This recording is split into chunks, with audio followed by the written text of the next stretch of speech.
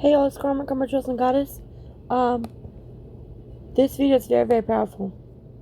Very, very powerful. I didn't know there was a third stage. Because I know the first stage is empath. The second stage is dark empath. But I didn't know about this one.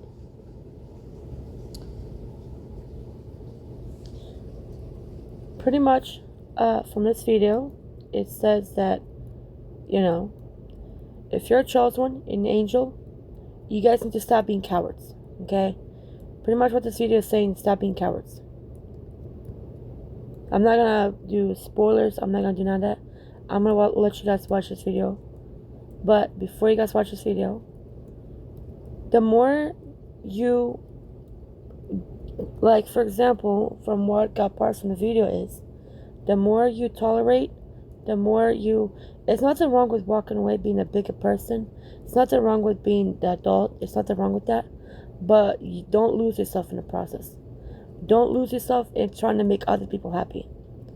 Still have empathy, still have kindness, but don't tolerate disrespect. Still be empathic, still be loving, compassionate, but don't be a punchback. Don't be a slave to people. Because people need you to be a puppet. They need you. The more you stand up for yourself, the more. Don't lose yourself. Always choose you. If you know that person doesn't love you, let them go. If you know this person doesn't give a fuck about you, let them go. If you know this person doesn't care, especially when you're around sadists, don't lose yourself. Always choose you over anybody, everyone else. Because will they choose you? No. Especially when you're dealing with the sadist, when you're dealing with the sociopath, narcissist, and psychopath, you have to realize they love to torture. They love to torture. You need to choose you. You need to stop, especially angels. You guys need to stop doing what's secret. You guys need to stop kissing these, you need to stop kissing souls, bitches' asses. Because they don't give a fuck about you guys. Especially if you're dealing with a draconian, they fucking hate angels. Because, yes, they hate chosen ones, yes. But, it's like, how do I say this? It's like, how do I say this? You have a nagging mom, right? Or not a nagging mom, but you have like, how do I say this? How do I perspective? Okay. They want to kill chosen ones, but they can't. So they take the anger out on angels. They want to kill their main suspect. I mean, not suspect, but their main target is chosen ones. But since they can't kill us, they target angels. Because they see angels. They can kill angels. They take the aggression out on angels. That's why narcissists, that's why souls bitches, especially like draconians, they love that shit. They wish they were pure. They mimic us, but they can't be us. Because they're fake. They're cowards. They contradict us, manipulate us, deceive us, use us, and abuse us. They want to be pure, but they can't. They can't be pure. Because when you live in secrecy, when you live under a mask, you can't. You can, like Whiska, for example. You can fake the act for so long. Like her trying to go to church and shit, knowing damn well she hates God. She hates the name of Yahweh. She hates, anything pure. They know who to kill. They can't kill chosen ones. It's like a bully. Okay? A bully. Let's say you have a bully, right? Let's say you, how do I say this? Let's say your father is a mafia, right? Cartel, right? KGB. Let's say your father is the mafia. These people hate you, right? They hate you, but they can't kill you. Because if they touch you, your father and his goons gonna come for the person that attacks you. So they find people weaker than you, which are angels. In their mind. Ain't nothing weak about angels. Angels, you guys are not weak. The more you stand up for yourself, the more, you know what I mean? And it's not that personal. You guys not there yet. Don't beat yourself up.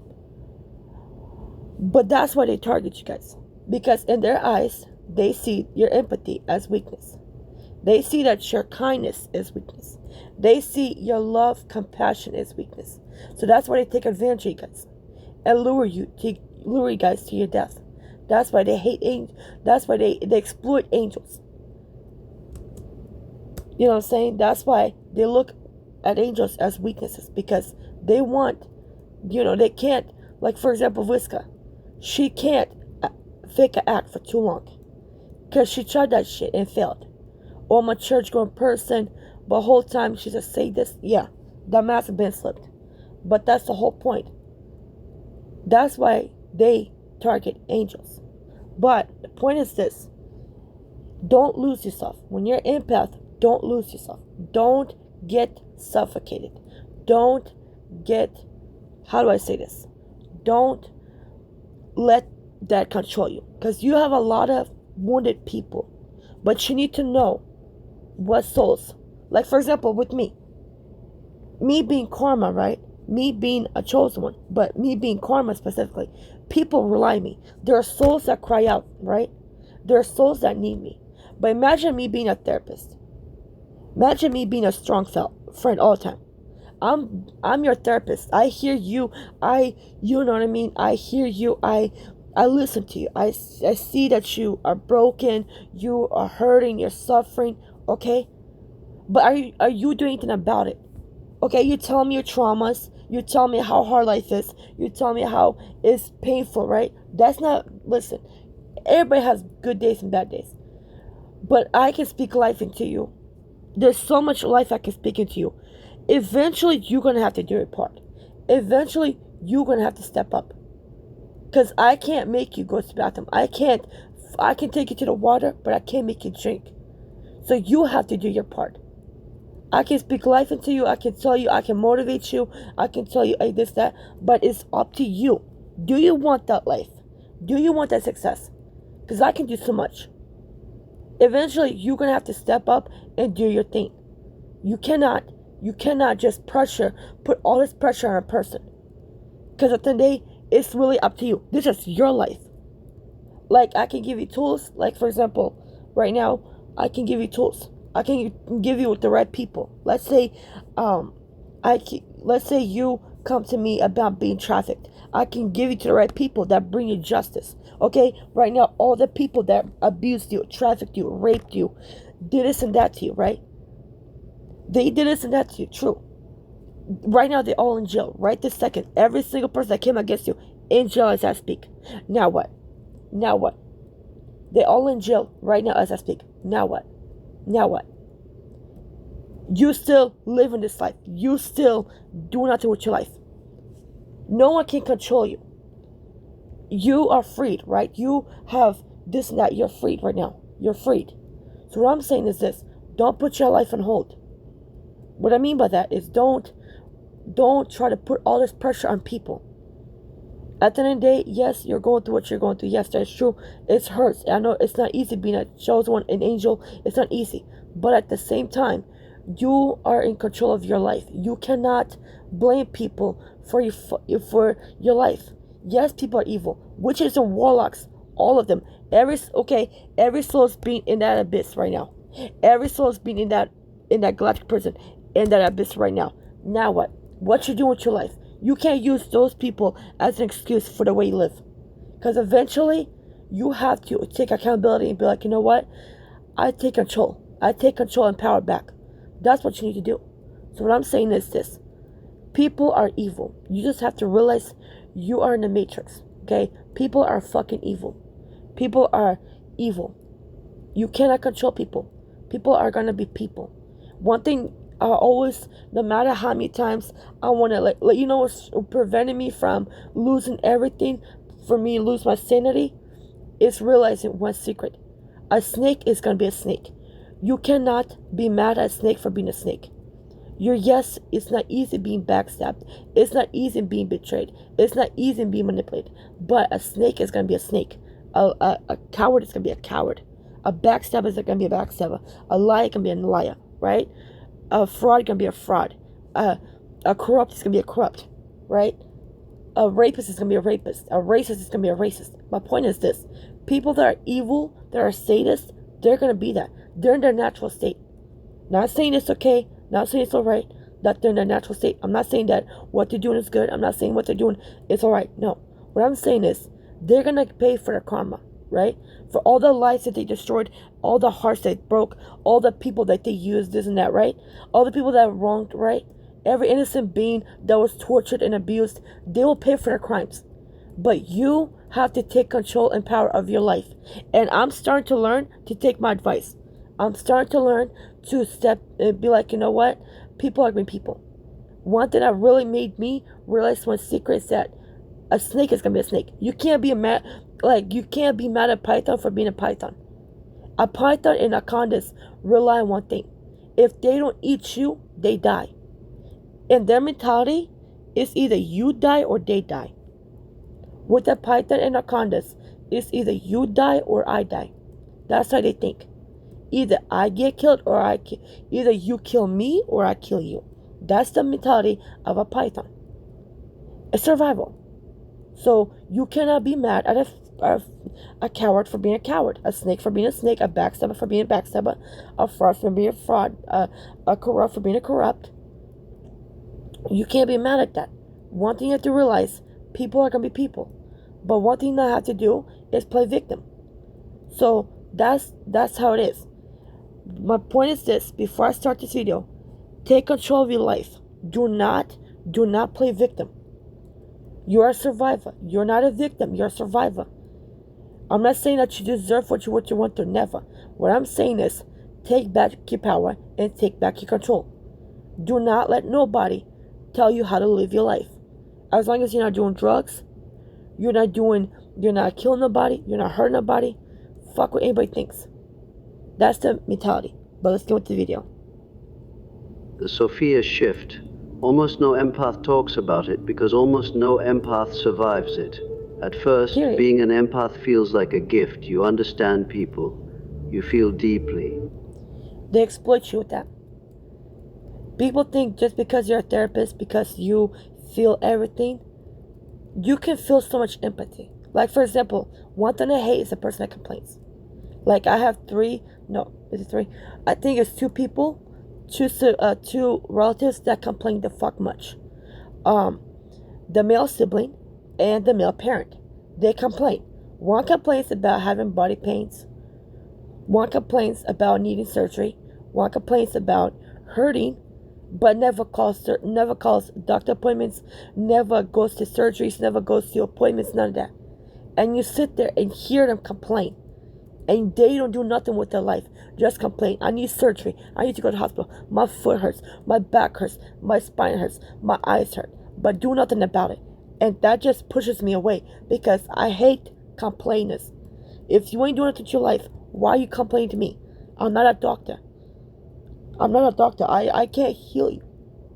Right? I can't, right now, make me perform surgery. I will never do that. Because I'm going to end up hurting someone. Because I don't know what I'm doing. Because I don't want to hurt you.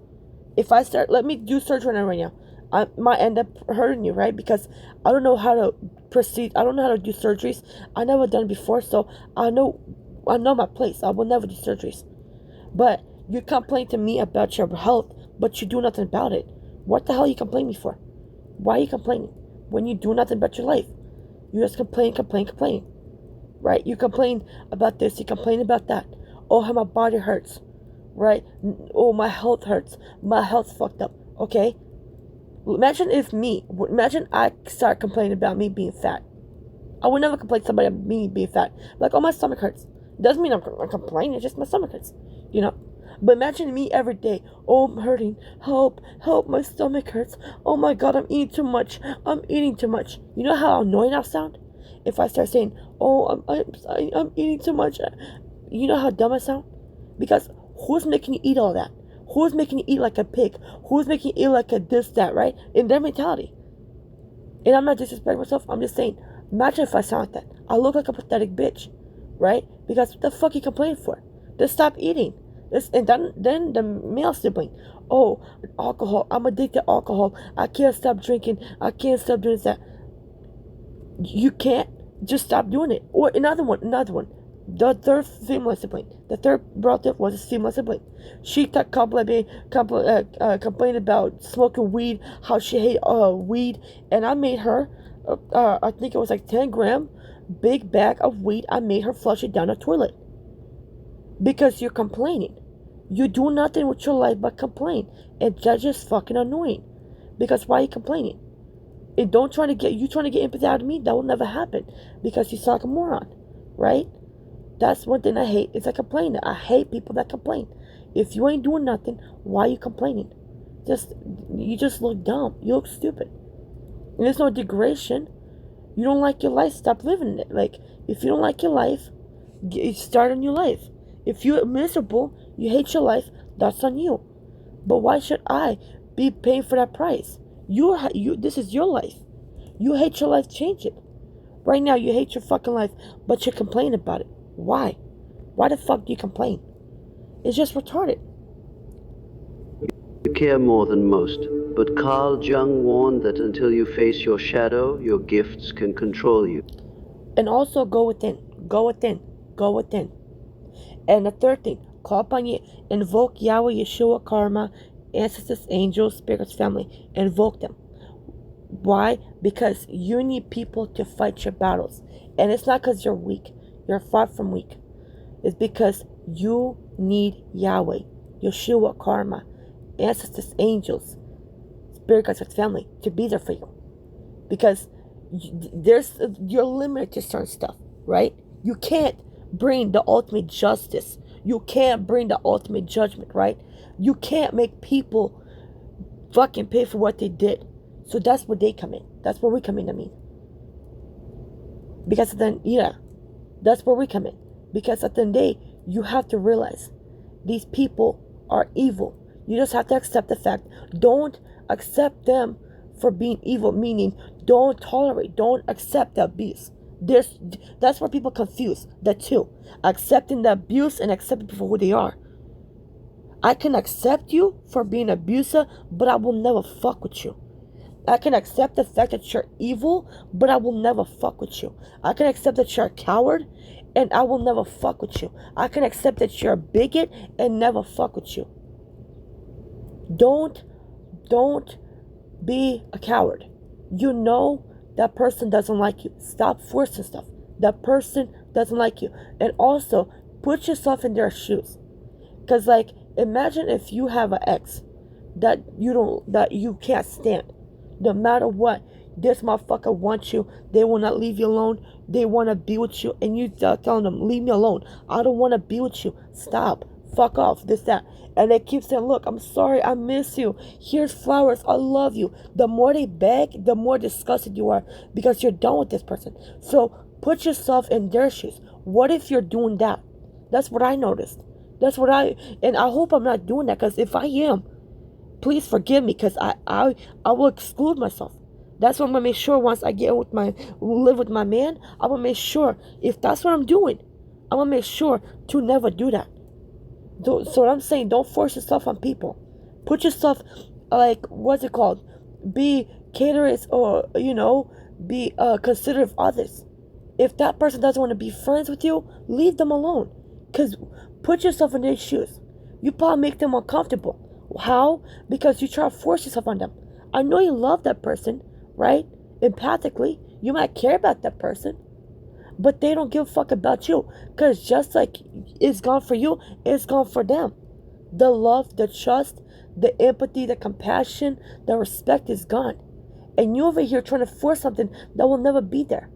If that person doesn't give a fuck about you, and you can never done something to them, you would never done something to them. They just don't like you. You could be the most amazing person, and they still hate you. And that's just life. That part.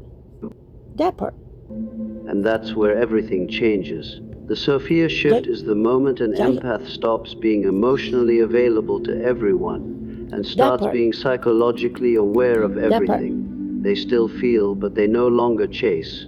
They still care, but they no longer rescue. They can sense manipulation in seconds, and they don't argue with it. They simply step back. This is the stage where empathy becomes power, not loud power, not cruel. No, because you're taking what belongs to you. That's what you're doing. You're taking back what belongs to you. That's why it's powerful. Because you no longer a victim. You're no longer a coward. You're no longer a punching bag. I said no. No. You know the most powerful name in the universe? No, not name, but you know the most powerful word in the universe? No. No. The more you say no, the less people are going to like you. But they're going to respect you because no. It's not like, oh, I'm done with you bitches. I hate you bitches. No. It just means I outgrew you. It's not the same. The trust is gone. The love is gone. The connection is gone. The respect is gone. It's just, I'm done, you know? And it's nothing wrong with that. You know, like, it is what the fuck it is. You can't control it. That part. Yeah. Power. Yeah. Quiet, controlled power. And here's the truth, most empaths never reach it because it requires losing the version of yourself that needs validation. If you guys want baby steps, the first step you need to do is start to do one secret. Stop begging people to be in your life. Third, stop feeling sorry for people. The first thing is stop taking stuff personally. Stop taking stuff personally. If you're dealing with a sadist, you're dealing with a narcissist, sociopath, psychopath, you have to realize they are abusers. They're sadists. They thrive in misery. They thrive in abuse. They thrive in this and that. That's just them. You can't hate them for them. Can you fuck with them? No. Can you respect that? No. I mean, not respect, but do you like it? No, but you can respect it though, because that's them. They're living in their truth. I am a sadist. I am a torturer. I am an abuser. Just listen. I'm not forcing anything. You decide to fuck with me. You decide to be in my life. I told you I wasn't shit, right? Imagine a guy told you I wasn't shit. He got herpes, HIV, gonorrhea, AIDS, chlamydia, STD, HIV, all that, STD, all that nasty shit, right? He said he's the brokest, like, let's say guy says the worst of the worst. He's a rapist, he's a child molester, he's a child rapist, he's a cannibal. Let's say a guy told you the worst of the fucking worst, that he drinks blood, eats his own shit, like, says the worst things to you. Like, I don't care, I accept you for who you are. All you do, bet. So don't be mad when he lives that lifestyle. Either he was doing this before you, and he will do this after you. There are some people that you cannot change. There are some people that you cannot fucking force to be good. You have to realize people, regardless of you, this and that, they were like this before you, and they were like this, and that's one thing you have to realize. They were like this before you, and they were like this during you, and they're gonna be like this after you. People, let's say a guy says, I'm a rapist, I'm a child rapist. Let's say a guy says, I'm a cannibal. He loves the taste of meat. Okay? You signed up for this. He told you, oh, I can change him. I can make him a better man. No. You look dumb. Because you forcing shit that can't be there. You can't change who? You look stupid. Because he will never change. For years. He changes. Now what? Now what? What the fuck do you get out of it? Not a fuck thing.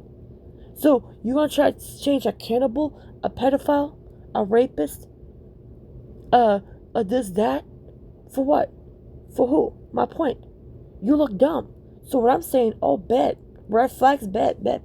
Don't come out here collecting flags, my bad. Don't come out here collecting flags. Bet. Say less. You said what? Say less. Oh, you said what? Okay, red flag.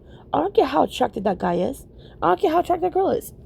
Let's say a person tells you this and that to you. Are you about to be, oh my God, I don't care.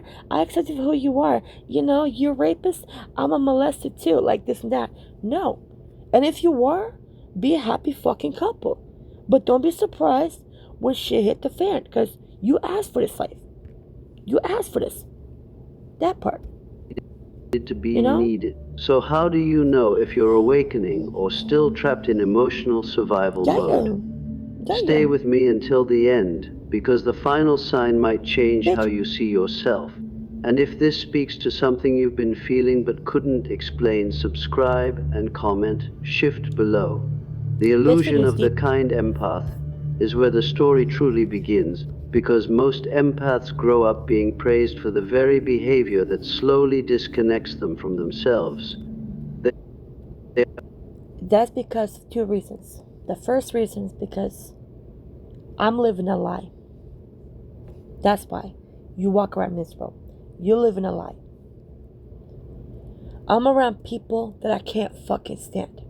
That's why I tell people, like chosen ones and angels, to have your own businesses. Because you chose this life. You chose to work these jobs you hate. You chose to go to these schools that you hate. You're around people that you cannot fucking stand. That you fucking despise. Let's say you're working at a job, your boss, or your fucking manager, whatever, supervisor, is making your life live in hell. You gonna want to rip his balls, right? Because you hate that motherfucker, right? You chose that life. Don't be mad at a person when you have this life. You did it to yourself. Now you walk around here moping and shit. Nobody put a gun to your head, knife to your neck to live this life. You chose this shit. So what I'm saying is this. Why walk around here moping? Meaning, like, oh, I hate my life. No one's holding you against your will. You hate that job? Leave that job. Get your own businesses. Especially now during fucking, like, you have to be a dumb bitch, like, right now, the age of technology, and you still live this life. Like, bitch, are you fucking dumb, society? You hoes complain about inflation, okay? Get land. Have your businesses, but there's steps. Make sure, and I'll show you guys how to do it. There's steps to this. Have your own businesses. The 10 steps to being freely financially freed. First step, have your own money. Leave these jobs. Second, leave the apartments. Third, grow your own food. Make your own product. Fourth, make your own product. Make food from scratch. Fifth, make sure that you have clean water, your own electricity, your own water, your own gasoline, your own everything. Sixth, make sure that you have your solar panels to make sure, you know what I mean, your greenhouses. Seventh, make sure you can make clothes from scratch, everything from scratch. 8, make sure that you have non-GMO foods. Make sure you have no fluoride, water filters. Make sure that you have your own compost and all that. So you don't have to fucking do that. Make sure you get rid of parasites, mucous metals. Make sure that you clean out your body and everything. Like, I will break it down, but I'm trying to show you guys. You don't want this life? You can easily create businesses, apps. You can easily have your own land, your own property. Also, buy your own land, buy your own property and everything. You have to have that. Stop. The government ain't shit. The government will never be shit.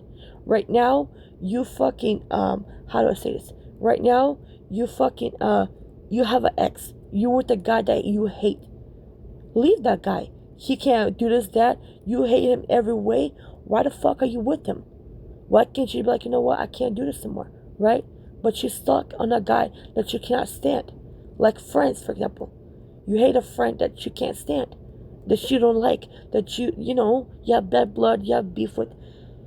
Who's forcing you to be around that person? No one. So my point is, like, there's ways to go around it. You stop buying food from the grocery stores. Now you can order food as fucking monthly food where you can literally grow your own food. And like people can deliver food instead of pantries. You have people deliver you food. Stop going to grocery stores. Like, there's ways around it. Like, come on, man. We live in the age of technology, the most powerful time of all times. Like, enough of that complaining shit. Grow out of that bullshit, man. You look pathetic. You look dumb, society. Because you want people to feel sorry for you. Do you feel sorry for you? You can't change your life. Ain't nobody holding you hostage. No one holding you against your will. You know what I'm saying? Even me as being, even though I'm no longer a talking visual, you know, it's ways to go around it. Like, come on, man. The fuck? What the fuck is all the complaining for? You know? That part. Are called selfless, patient, understanding, mature beyond their years. They are the ones who calm arguments, who listen for hours, who forgive even when no real apology is given. See, that's a fucking problem. Stop betraying yourself. Stop backstepping yourself. I used to do this shit. Past tense. I used to do this. I used to. How do I say this? I used to apologize even though I wasn't wrong. I used to kiss people's ass. I did. I ain't gonna lie. And I used to take myself for granted. Like, for example, I used to accept people that were fake, that didn't like me. I think I stopped that shit permanently when I woke into my natural state. Me awakening to my natural state saved my life. Because if it weren't for that, you know, I'm still a work in progress. And I'm working on it. But I can also say, the more you try to fix things, some things can't be fixed. Like, turn a new leaf, be the bigger person. You only betraying yourself. You know that person doesn't like you. Do this one secret. Choose you. No matter what, relatives will go, spouses will go, friends will go, but you are your own.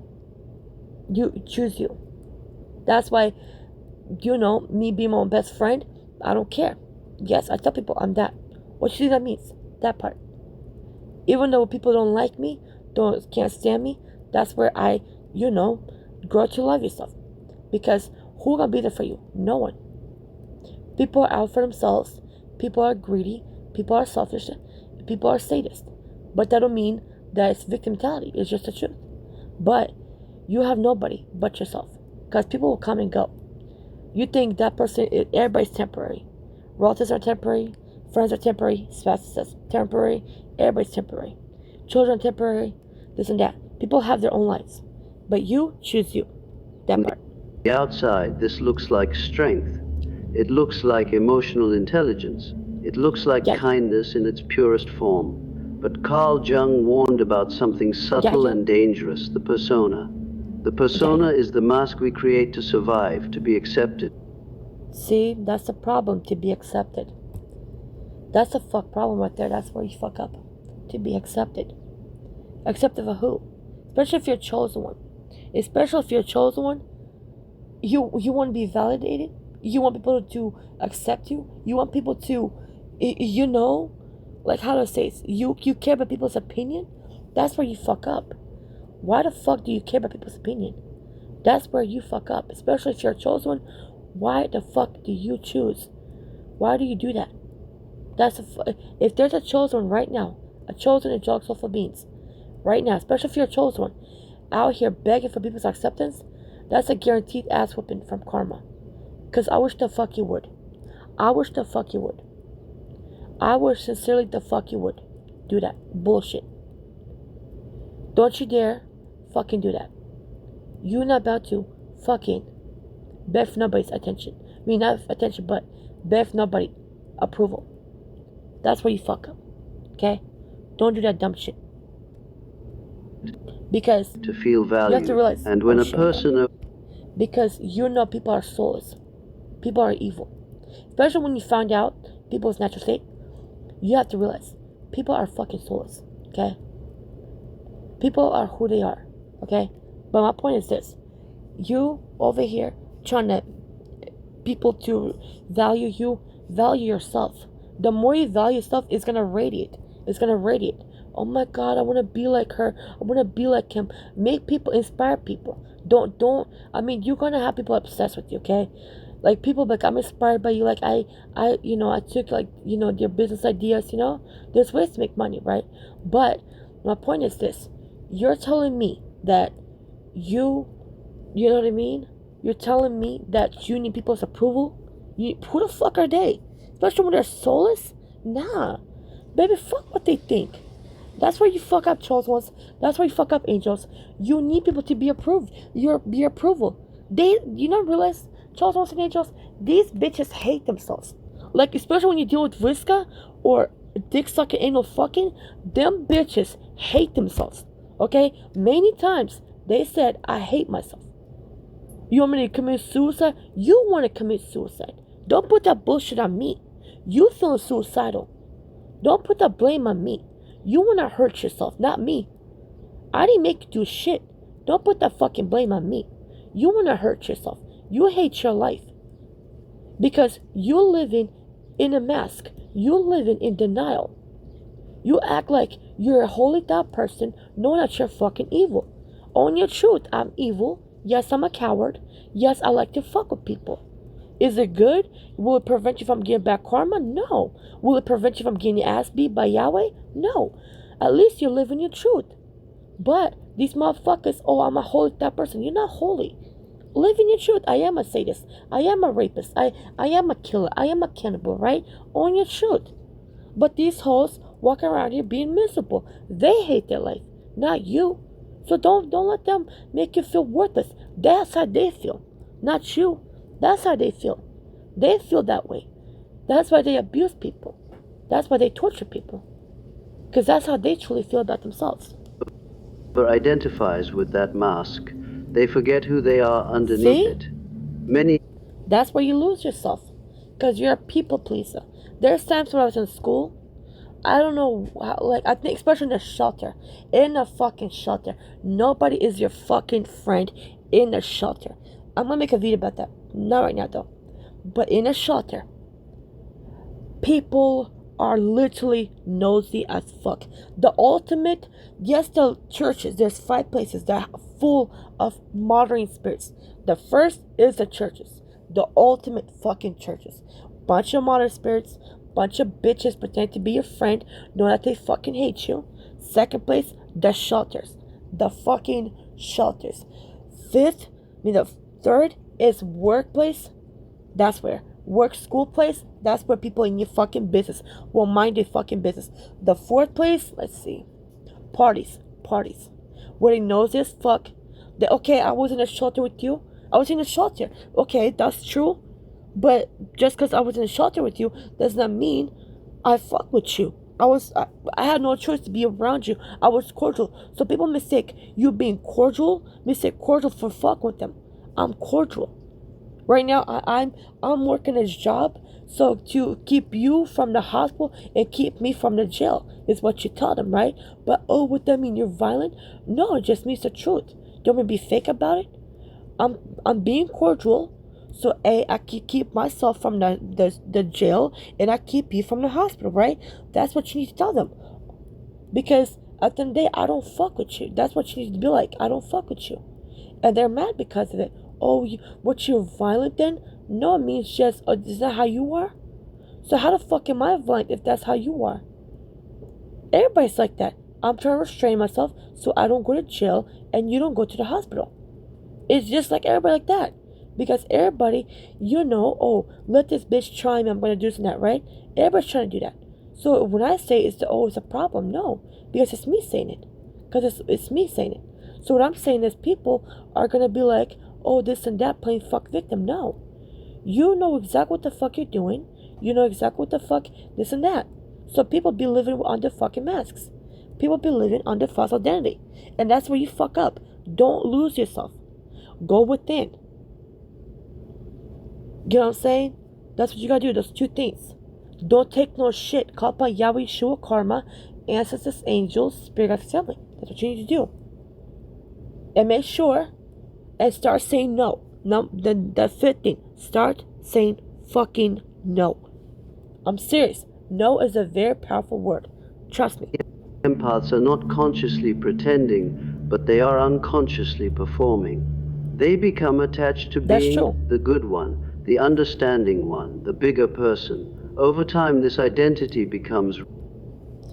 The problem with being a bigger person, it's nothing wrong with that, but don't take no shit. Make sure you're spiritually protected. Make sure that your energy is spiritually protected because you don't want people to harvest your energy. Make sure that you're protected. Meaning, make sure that people, you know what I'm saying? Make sure you protect your energy. Having Yahweh, Shua, Karma, ancestors, angels, spirits, family is a way of protection. Call upon your ancestors, invoke them. Don't call upon them, invoke them. That's how you do it. Because when you do that, it's very, very, because you're limited, right? You can't do certain stuff, or you're going to do that, right?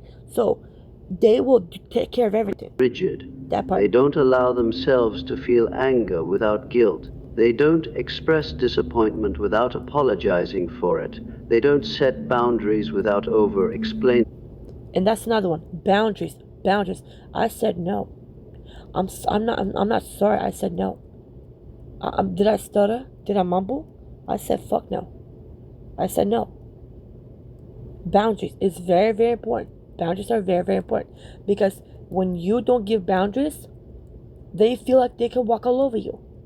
People feel like they can walk all over you. They can treat you like shit. And that's where they fuck up. Thinking that you're a pussy, thinking that you're weak. You mad because I don't take shit. You try to take advantage of my heart, my good heart, this and that, because you see that as weakness.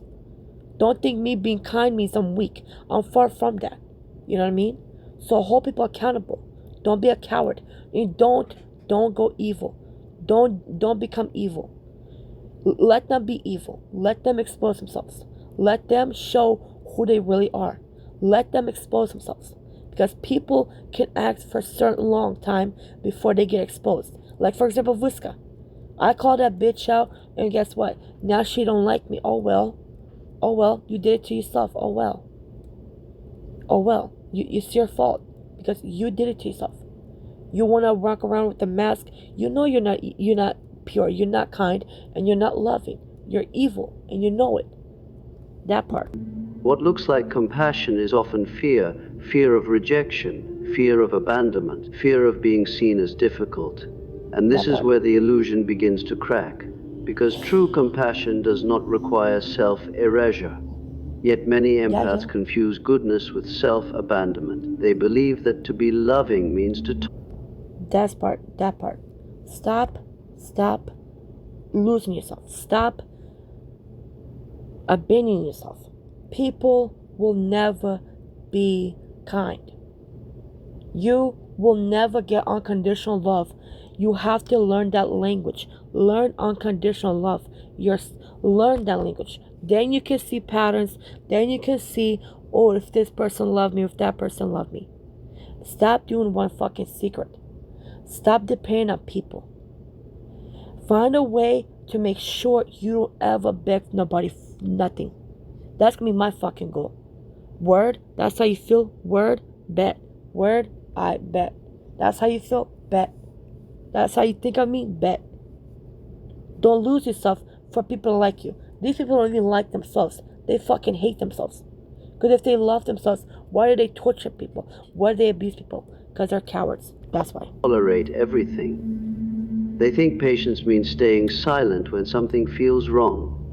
They believe forgiveness must be immediate, even when trust has been exactly. See? What broken. They think patience means staying silent when something feels wrong. Charles Manson Angels, listen to this fucking part. And I mean it. Listen to this fucking part. They believe forgiveness must be immediate, even when trust has been broken. Jung would say that this happens when a person... See? I don't care how many times you forgive people, it will never be the fucking same. Because the trust is gone, the love is gone, the patience is gone, the respect is gone, the value is gone, the connection is gone, the respect is gone, like it's gone. Why are you forcing things on people, you know? Has not integrated their shadow. The shadow contains the parts of us we were taught were unacceptable: anger, assertiveness, selfishness, even the desire to say no. When an empath rejects... And by the way, when you say no, you're not angry. But they love to do that shit. The more you say no, the more they're gonna fucking exploit you. They be like, oh, you said no. Are you angry? Like, let's say, I don't forgive you. Oh, you're angry. Oh, you still mad? You still, you still you pressed, or you're still holding a grudge? No, because I don't fuck with you. There's some betrayals you can't come back from. There's some betrayals that you just can't overlook. You know what I mean? Like, I don't care how forgiving you are. Let's say you have a child and the rapist rape your child. You will never forgive that bitch. They come give you $1 billion, $1 trillion, $909 trillion. You still won't forgive them because that baby girl was crying and murdered by that sick fuck that raped her and tortured her and raped her and killed her and cannibalized her. You will never forgive him. No matter how many times he begs for forgiveness, you will never forgive him. There's some forgivenesses, there's some things you can't forgive, you can't come back from, you can't there's some paths that you can't fucking get rid of, there's some betrayals that you cannot overlook. That part, you know what I'm saying? You can't overlook that shit. And by the way, another thing, don't forgive, because there's two things I remember. Now, okay, this is how it is. The two things. You right now don't forgive. Guess what? They're gonna be like, oh, you bitter, oh, you evil, you bitter this, you bitter that, right? Judging you shit. Guess what? Right now, you forgive.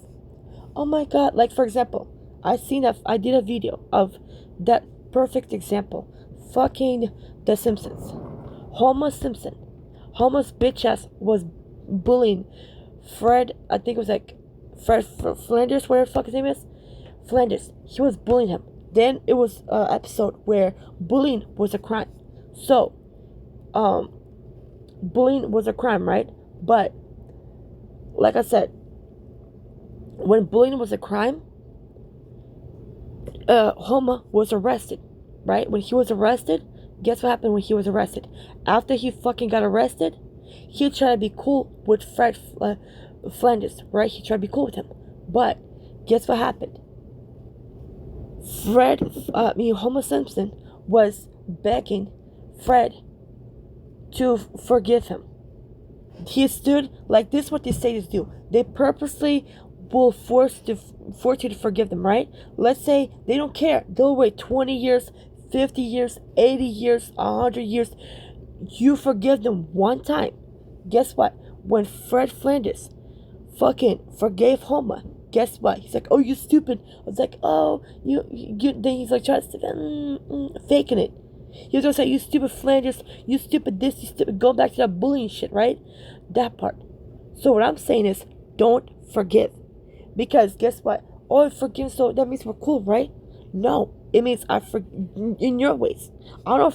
That's one thing. Do not forgive people. Do not fucking forgive people, because let me tell you why. This is why I'm an example. Right now, you cut somebody off, right? Let's say with Vuska. I cut her off, right? Guess what? I tried that shit with that fucking what's it called? I tried that shit, right? I tried the new leaf. I tried that fucking the new leaf.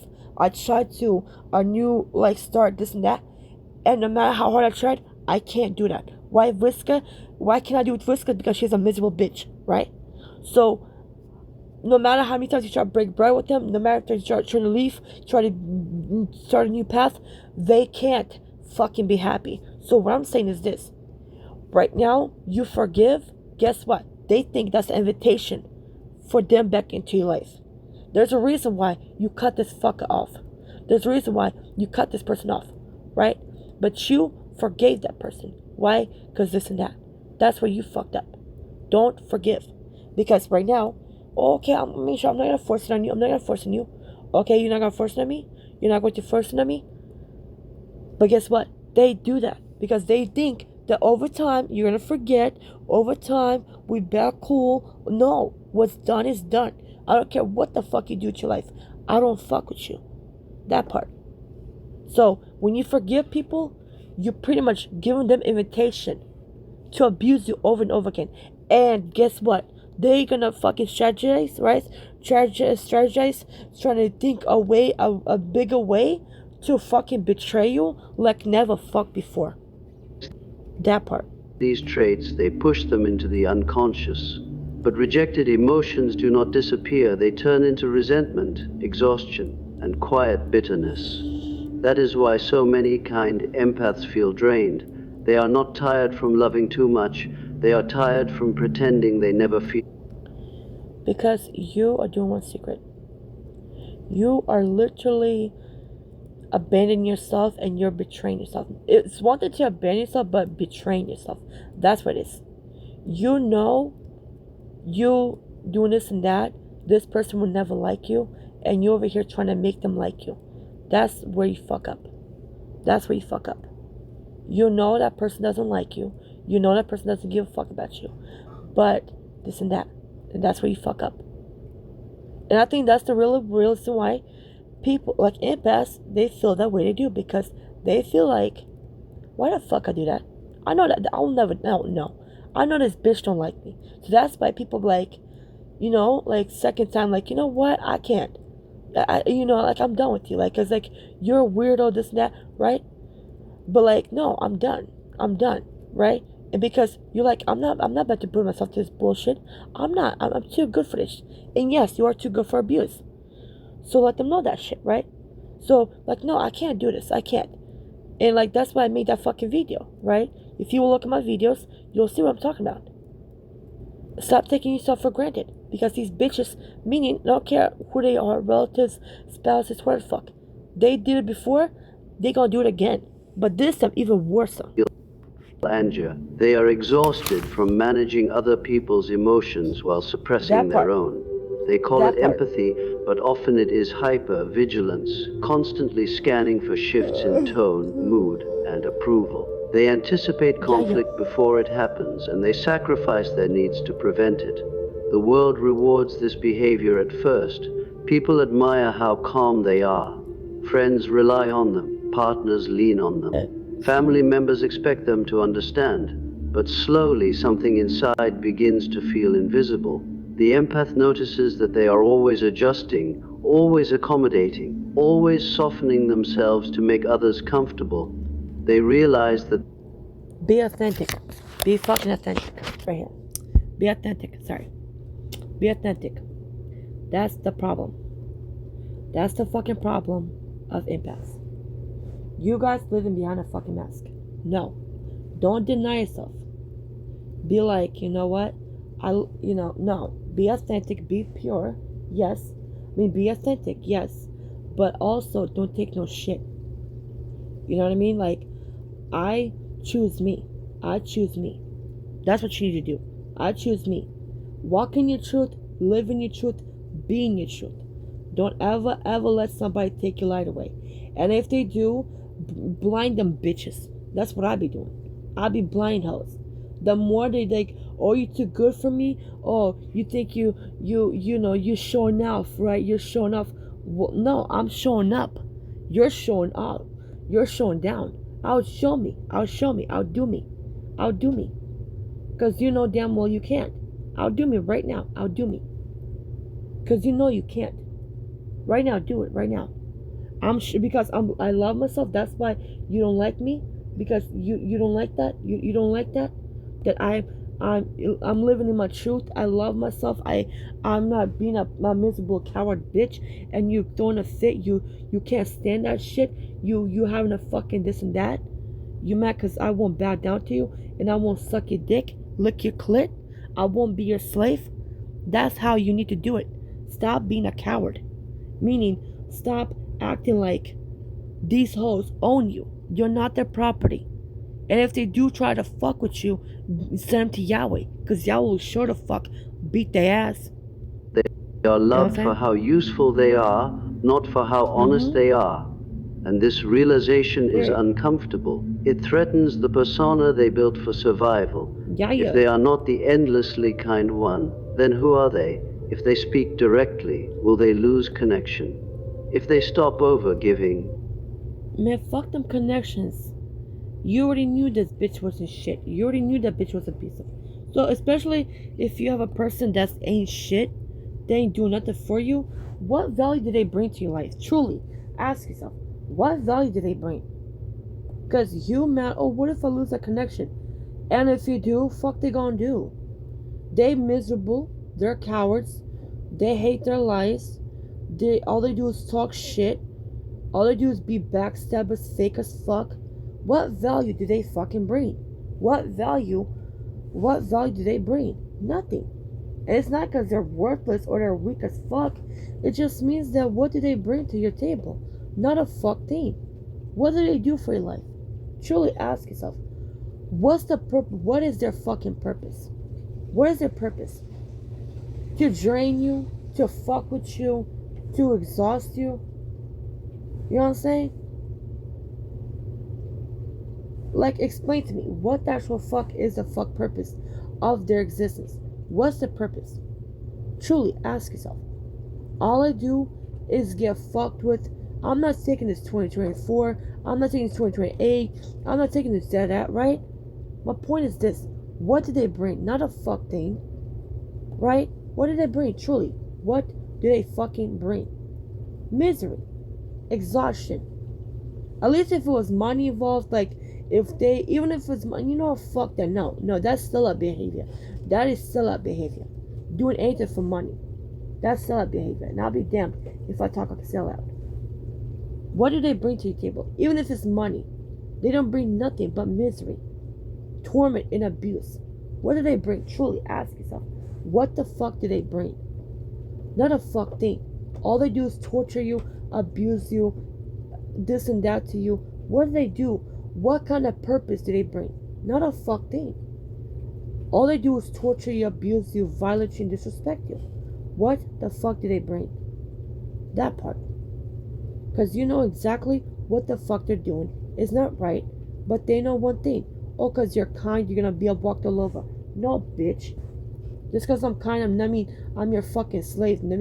I'm your fucking puppet, you know?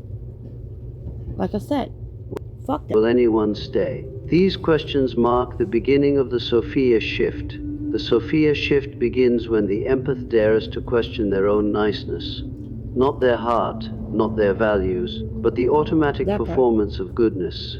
They begin to notice how often they say yes when they mean no. That part. Don't turn evil though.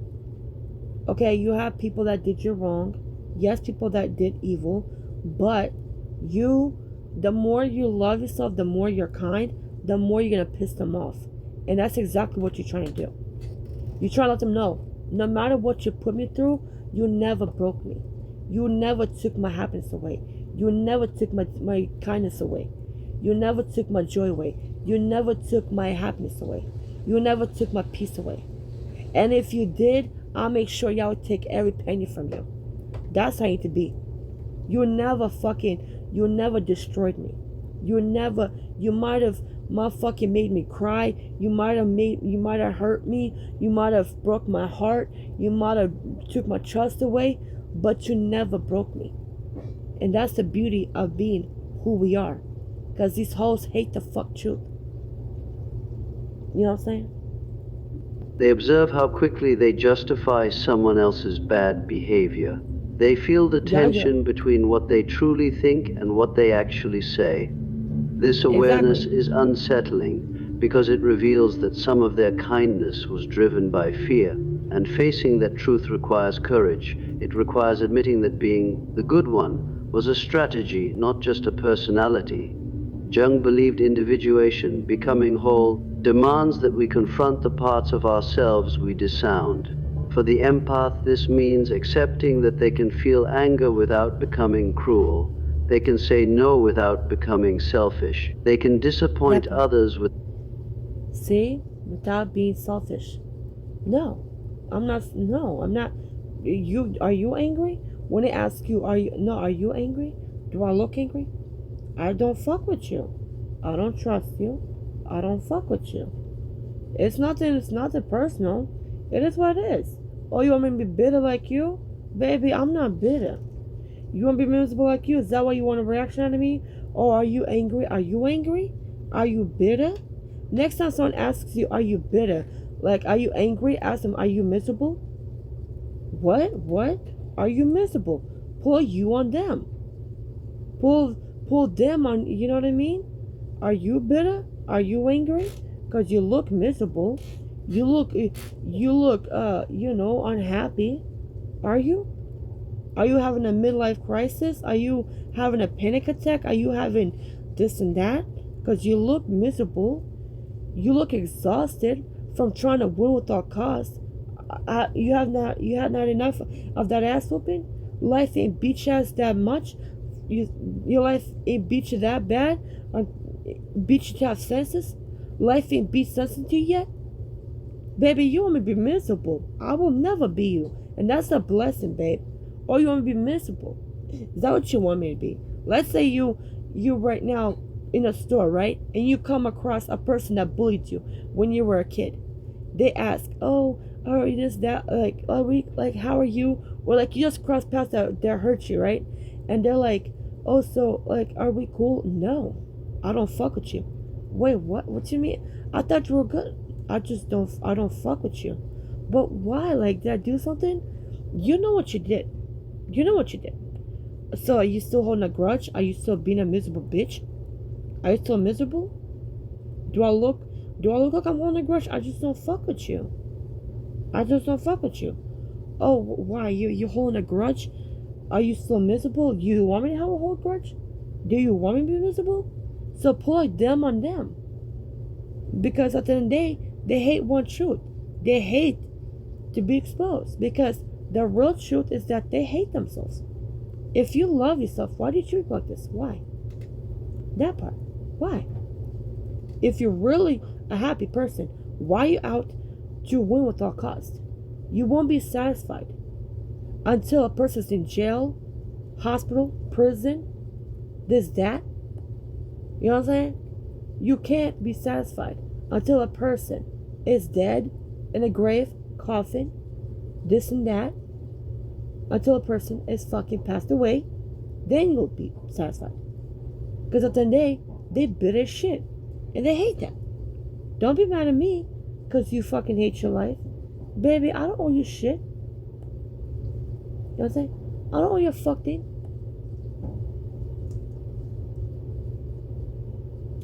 You know what I'm saying? I don't owe you shit. You don't like me? Cool. Don't like me. But you have this fuck obsession with me. You know what I'm saying? That part. You know? Without losing their worth. This shift does not make them cold. It makes them real. They start pausing before. See? That's supernova, baby. That's supernova. Empaths, especially angelic souls. I'm not gonna tell you what to do, because you're still angelic soul. No matter, even if you guys start taking shit, even though you stop tolerating bitches shit, you're still an angel. You still guys gotta be, and I can't control it, okay? I can't, it's like me trying to control a python, being a python. I can't control you guys being, an empath. Okay, I can't control you being an angel. But one thing I can tell you is this. Please stop allowing abuse. Okay? Stop tolerating disrespect. If you're a true angel, if you're a true angel, stop fucking tolerating disrespect. Even if you guys don't leave religion, I hope that when you guys go to my universe, you permanently stop being religious. I pray that when you go to my universe, that you'll fucking permanently stop depending on religion. Okay? But for now, one thing I can say is please stop doing one secret. Stop being people's punching bag. Okay? Stop being people's doormats. Okay? You need to have respect for yourselves. Because these cowards hate their fucking life. And they know what to do. If you can do that from, because angels, y'all do too fuck much, okay? You guys are too fucking gullible.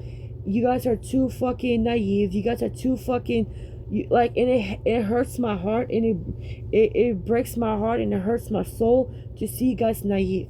Because I wish every time I see a person, like, let's say I know somebody's an angelic soul, it brings joy to my soul, and it brings tears to my eyes. Because I literally see you guys taking back your power. And I hope that even if you guys don't, even if you guys have religion, I want you guys to do one secret. I want you guys to do one secret. Stop being punchbacks, okay? Stop being doormats. Stop being fucking this and that. If you know that person doesn't give a fuck about you, they don't give a fuck about you for a reason. Okay? Stop doing one secret. Stop letting people treat you like shit. And then stop thinking that everyone's your fucking friend. That's where we fuck up. Everyone's not your fucking friend. Everyone's a selfish bitch. Unless you're chosen angelic soulful beings. But one thing they're gonna do, you can never change a snake to... You can never make a snake a soulful being. You can never turn a demon to an angel. They're demons. Okay? You can never turn a draconian bitch into a chosen one. Because they're fucking soulless bitches. Okay? And I mean that sincerely. Stop doing one secret. Stop thinking everybody is your friend. These souls are fake. If everyone moves like a Scorpio, people will get less and less hurt. People will have less and less trauma. But the fact that everybody's my friend, that's where you fuck up in life. Everybody's my friend. No, the fuck they not. And that's where people are dumb as shit. And that's where people, lose themselves. Because everybody's my friend. No. And that's where you fuck up in life. Thinking everybody's your fucking friend. Know that these hoes fucking hate you. You know what I'm saying? Period. Automatically agreeing. They allow silence instead of rushing to smooth things over. They stop explaining their boundaries as if they are asking for permission. And something surprising happens. Some people pull away. The ones who benefited from their self-abandonment feel uncomfortable. They may say, "You've changed." And they are right. The empath has changed. Not into someone harsh. Like, what the fuck is supposed to be? Like, the same you? Like, I want bitches do that. Oh, you changed. I used to... Man, if you don't shut your weak ass up, fuck, am I supposed to live in the past? I'm supposed to be like you? Never, bitch. Are you dumb? I'm supposed to be like you? I'm supposed to motherfucking moping shit like a miserable dumbass bitch? I'm supposed to cry wolfing shit like a pathetic, a low-life bitch? No, bitch. I'm not about to walk around here moping and shit. Moping and hoping I give a fuck. That's another thing. Stop giving a fuck, okay? Because y'all hoes are really missing out, okay? Y'all really fucking missing out. Stop giving a fuck, okay? Stop giving a fuck about people's fucking opinion. That's what's wrong with bitches. They take things fucking personal. If everyone moves like a Scorpio, life will not be as harsh as it is. But people being a fuck ass feelings, people will be taking shit personally, and that's where you fuck up. Thinking that everybody's your fucking friend. Oh, you did that. No. Fuck them. Truly. Fuck them. You know what I'm saying? Fuck their opinion and fuck their feelings. Can that be a fucking option? Thank you, cunt. Yeah. I'm almost done this video. But into someone integrated. The illusion of the endlessly kind empath begins to dissolve, revealing a more balanced person underneath, someone who can hold compassion and strength at the same time. This is the crucial turning point, because the most dangerous empath is not the one who feels the most. It is the one who has stopped betraying themselves in the name of being good. That part. That fucking part. Save for the soulless bitches in the back, that part. Stop betraying yourself for the good. Those bitches don't like you hoes. Okay? What the fuck was that right there? Let me show you. Same time. Let's do that shit again. This is the crucial turning point, because the most dangerous empath is not the one who feels the most. It is the one who has stopped betraying themselves in the name of being good. And that... Stop betraying yourself in the name of love. Stop betraying yourself in the name of good. These bitches don't like us. The more you know that, and it's not, oh, I'm telling you to be this, that. You feel that fucking energy. You can't deny it. You know that these hoes hate us.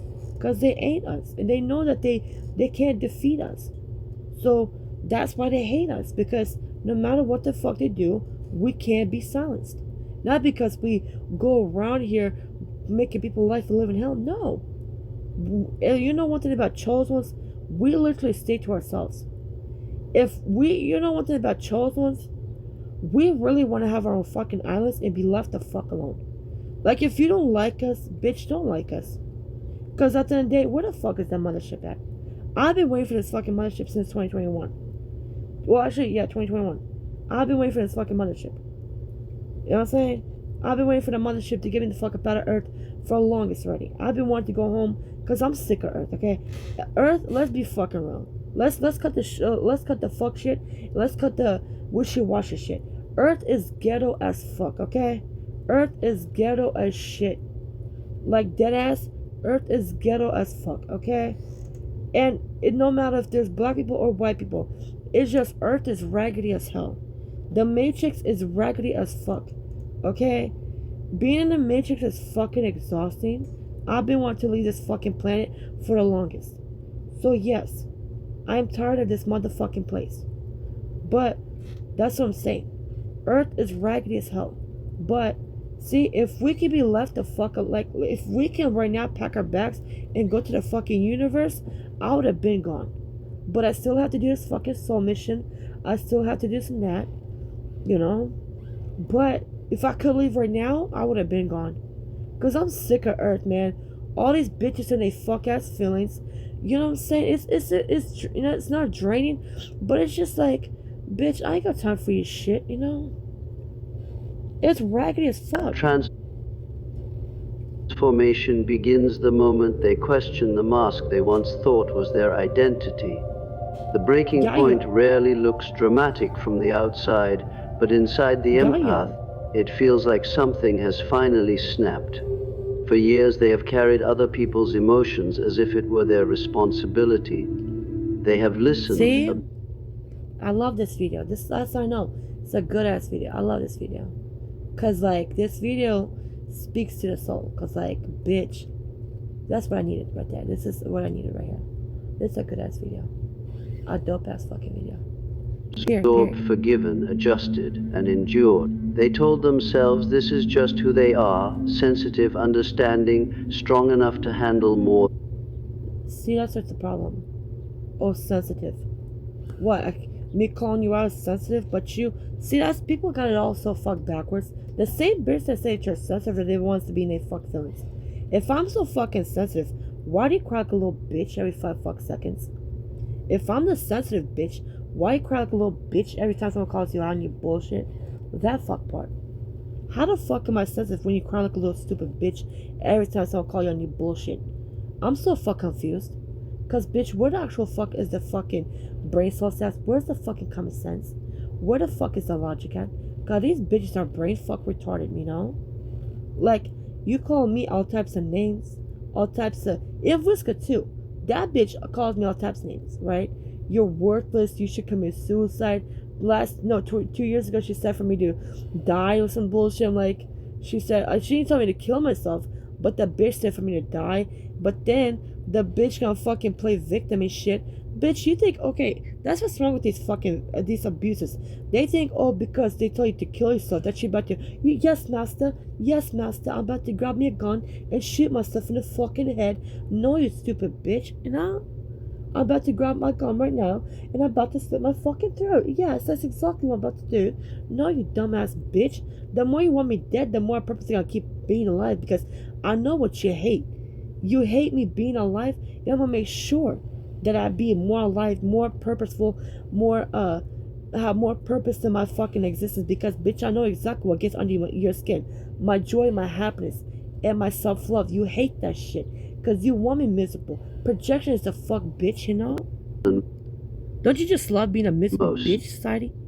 But the shift into the Sophia stage does not begin softly. It does not arrive as a peaceful realization during a calm moment. It usually begins with betrayal, burnout, or a deep emotional exhaustion that cannot be ignored anymore.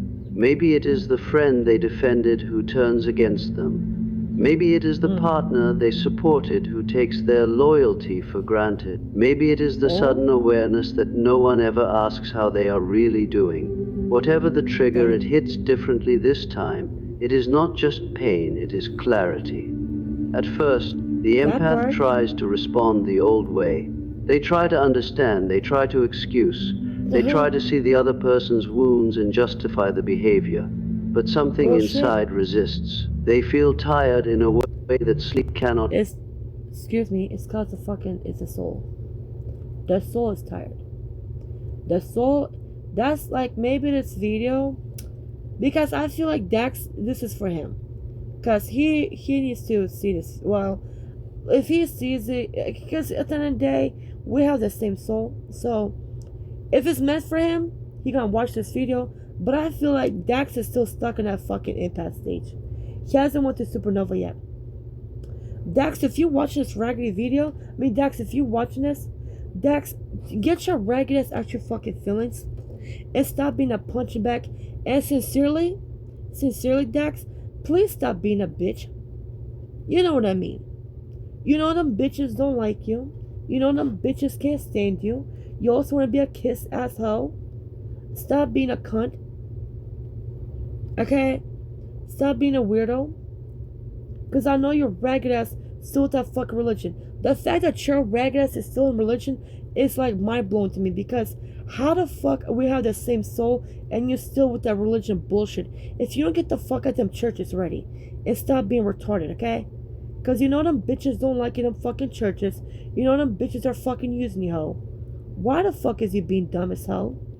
Get the fuck out them churches. Thank you. The fuck? They feel drained in a way that distance cannot immediately repair.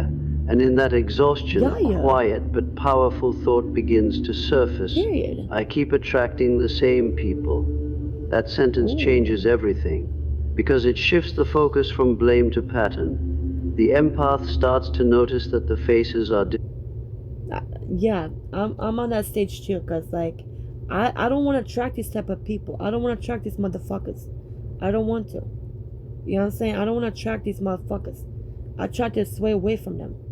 Because, like, the fuck I look like I attract the same people that don't love me, that don't give a fuck about me. Like, bitch, you're not about using ass, leeching ass bitch type thing, you know? Like, come on, have respect for yourselves. Chosen ones, stop attracting these dumb assholes that don't give a fuck about us, you know? And angels too. Different, but the dynamic is the same. They are always the listener, never the one being heard. Always the giver, rarely the one receiving. Always the stable one, even when they are breaking inside. This is not bad luck. This is an unconscious pattern repeating itself. Ready to move into your dream home? At Serva Mortgage, we make it easier than ever. Start with our no-cost. Itself. Carl Jung spoke about unconscious patterns as forces that guide our lives until we make them conscious. Until you make the unconscious conscious, it will direct your life and you will call it fate. The breaking point is the moment when fate no longer feels random. The empath begins to see their own role in the cycle, not as a victim to blame, but as a participant who never questioned why they tolerated so much. They realized their sensitivity was not the problem. The problem was the lack of boundaries around it. Their empathy became an open door, and not everyone who walked through deserved access. This realization can feel uncomfortable, even shameful at first. It is easier to say, people always hurt me, than to ask, why do I keep allowing this? But awakening demands honesty. Burnout plays a part. That's fucking deep. Because at the end of the day, ain't nobody holding hostage. You know that motherfucker ain't shit. That motherfucker told you. That confirmed what the fuck I said. That motherfucker told you that he does this and that. And you staying there. The minute he says that he raped a child, it should have been your cue to get the fuck out of that situation. But no, he has a big dick. Oh, he can eat this, he can do this, no, bitch. I don't care how attractive a person is. This bitch said he rapes children. There should be no explanation. I don't care if he has fucking $1 trillion, $997 trillion in his fucking account. This bitch says he rapes fucking children. Bitch, if you don't pack your shit and get the fuck out of there, you dumb assholes. That's simple, role in this shift. Emotional burn. Empaths, just move like Scorpios. I promise you. If people move like Scorpios, y'all will not be in this fucking predicament. But y'all hoes dumb as shit. and then wonder why life beats y'all asses. Because y'all hosts keep letting life beat y'all ass. Train like life. Start beating life's ass. How about you uppercut life's ass? How about you punch life in the face? How about that? Learn how to box like life. If you learn how to box like life, you would not be in these type of bullshit hoes. You know what I'm saying? Learn to punch life in the face, you know? Disrespectful. Now, it is not just being tired of people, it is being tired of abandoning yourself. It is the weight of unspoken resentment, the buildup of small compromises that slowly erased personal truth. The empath reaches a point where they cannot perform kindness anymore. They cannot smile through disappointment. They cannot pretend they are fine when they are not. The mask begins to feel heavy, and when the persona cracks, the shadow rises. Anger. Period. Start doing one secret. Start living in your truth. Start living in authenticness. Be authentic. I don't give a fuck. I am my own light. Dim my what? You gonna dim my light? No. Don't let nobody dim your fucking light. Cause at the end of the day, you hate me. I don't give a fuck about you. That's just simple. You hate me. I don't give a fuck about you. Toodaloo, boo boo. You know? Surfaces. Frustration becomes visible. There may even be guilt for feeling this way. But this anger is not destructive, it is informative. It signals that something has been violated for too long. This is the collapse of unconscious patterns. The empath begins to trace their behavior back to its roots. Maybe they learned early that love had to be earned. Maybe peace in the household depended on them being the calm one. Maybe they were praised for being mature and selfless, so they built their identity around that role. These survival strategies worked once. They kept relationships stable. They kept approval intact. But what once protected them now limits them. And the breaking point forces a decision: continue repeating the pattern or confront it. Pain, in this stage, becomes a doorway. Jung called this individuation, the process of becoming whole. Individuation does not happen when life is comfortable. It happens when illusions collapse. When the empath sees clearly that their endless giving did not guarantee safety. When they understand that avoiding conflict did not prevent abandonment. When they finally accept that being needed is not the same as being valued. This awareness hurts, but it... See? The truth. It's like a band-aid that just awakens to your natural state. See, that's how I know what I'm doing is right. That's how I know. Because, like, you need to live in your truth. It doesn't feel good, but it's worth it, though. It's worth it. Don't hide from the truth. Don't hide from being yourself, you know? Also freeze, because once the pattern is conscious, it can be changed. The sensitivity that once felt like a burden begins to transform. Instead of scanning for how to please others, the empath starts scanning for how they feel. Instead of absorbing every emotional wave, they pause and ask, is this mine to carry? Instead of automatically forgiving, they evaluate whether trust is still intact. This is not bitterness, it is discernment. The breaking point is not the end of empathy, it is the that part. Stop mixing discernment with bitterness. You're not bitter, you're just discerning. You know what I'm saying?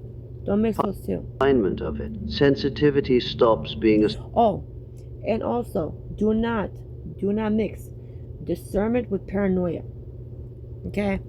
Discernment, you fucking feel energy, you see things for what they are. But paranoia, you know, don't mix those two.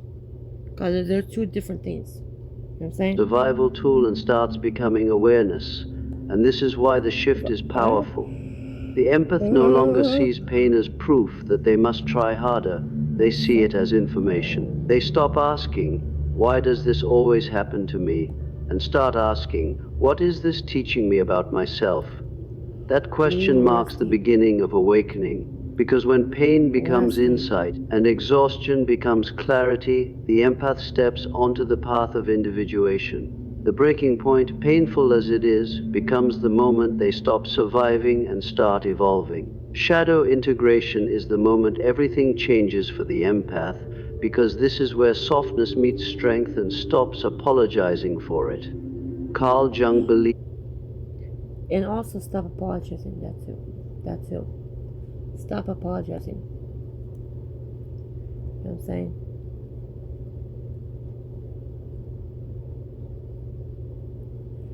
That's what I'm saying right there. Stop apologizing. Because people, you know what I'm saying? People are going to be people. But one thing you cannot control is how they, you can't control people because people are never going to like you. But what you can control is your respect. That part. That come on, sir. Every human being carries a shadow, the hidden side of the personality that contains the traits we were taught to reject. Anger, selfishness, pride, jealousy, coldness, even the desire for control, these qualities are pushed down because they threaten the image we want to maintain. For the empath, this rejection runs even deeper. From an early age, they learn that being good meant being calm, patient, and endlessly understanding. So when anger appeared, they suppressed it. When they felt the urge to withdraw, they forced themselves to stay. When they sensed manipulation, they doubted their perception instead of trusting it. Over time, this created an imbalance. They developed light without weight, compassion without boundaries, kindness without protection. And Jung warned that this kind of imbalance prevents wholeness. The Sophia shift begins when the empath stops denying their anger. Not exploding with it, not weaponizing it, but acknowledging it. They realize that anger is not the opposite of empathy, it is a signal that something matters. It is a boundary trying to form. For years, they may have believed that feeling anger made them less spiritual, less evolved, less kind. But suppressing it only made it leak out in quiet resentment, exhaustion, or passive withdrawal. When they finally allow themselves to feel it fully, something surprising happens. The anger does not destroy them. It clarifies them. It shows them where they have been overgiving. It reveals where they tolerated disrespect. It exposes where they abandoned their own needs to maintain peace. This realization is uncomfortable because it challenges their identity. If they are not endlessly patient, who are they? This is where shadow integration deepens. The empath begins to accept their capacity for traits they once judged in others. They admit that they can be cold when necessary. They recognize that they can walk away without explaining themselves. They see that they are capable of strategic silence, not as manipulation, but as self-control. Before this shift, silence felt like rejection, so they filled every gap with reassurance. After this shift, silence becomes powerful. They no longer rush to defend themselves against misunderstandings. They no longer chase closure from people who thrive on confusion. They observe, they measure. They choose their response carefully. This does not mean they lose their warmth. It means their warmth is no longer automatic. Jung believed that integrating the shadow is essential for individuation, the process of becoming whole. Without integration, a person remains divided, overly identified with their good qualities while unconsciously driven by the rejected parts. For the empath, failing to integrate the shadow often results in being easily manipulated. Because when you refuse to see your own capacity for control, you fail to recognize it in others. When you deny your own hidden anger, you are shocked by someone else's aggression. When you believe you would never set a boundary firmly, you assume others are not calculating either. But once the empath acknowledges their full range, their perception sharpens. They stop projecting innocence onto everyone. They stop assuming good intentions without evidence. They see people as complex, capable of both light and darkness, just like themselves. This is the birth of what some call the dangerous empath. Not dangerous in a cruel or destructive way, but dangerous in the sense that they can no longer be easily controlled. They are no longer afraid of being misunderstood. They are no longer desperate to maintain an image of perfect kindness. If someone attempts to guilt them, they notice it. If someone tests their boundaries, they respond calmly but firmly. If someone tries to provoke them emotionally, they do not react impulsively. They have faced their own darkness, so they are not intimidated by anyone else's. This inner stability changes their energy. People sense it. The empath, who once felt open and endlessly accommodating, now feels grounded and selective. They also stop fearing their own power. Before shadow integration, power felt dangerous. It felt like something only aggressive people had. The empath associated power with dominance or control, so they avoided it. But real power in Jungian terms comes from integration. It comes from knowing you are capable of harm but choosing restraint. It comes from understanding your emotional depth but not drowning in it. It comes from having boundaries that do not require anger to enforce. When the empath accepts this, they no longer shrink themselves to appear harmless. They no longer dilute their truth to stay likable. They speak directly when necessary, and they withdraw when respect is absent. An empath who integrates their shadow cannot be easily manipulated, because manipulation depends on blind spot. It depends on guilt, fear, and the need for approval. Once those vulnerabilities are examined and understood, they lose their grip. The empath still feels deeply, still cares, still understands others with precision. But now, their empathy is balanced with discernment. Their compassion is paired with strength. They are no longer divided between being kind and being powerful. They are both, and that integration is what makes them whole. Emotional intelligence becomes emotional strategy at the exact moment the empath stops living on emotional autopilot. Before the shift, they absorb emotions without filtering them. They walk into a room and immediately feel the tension, the unspoken conflict, the subtle disappointment in someone's tone. They do not just notice it, they internalize it. If someone is anxious, they feel anxious. If someone is upset, they feel responsible.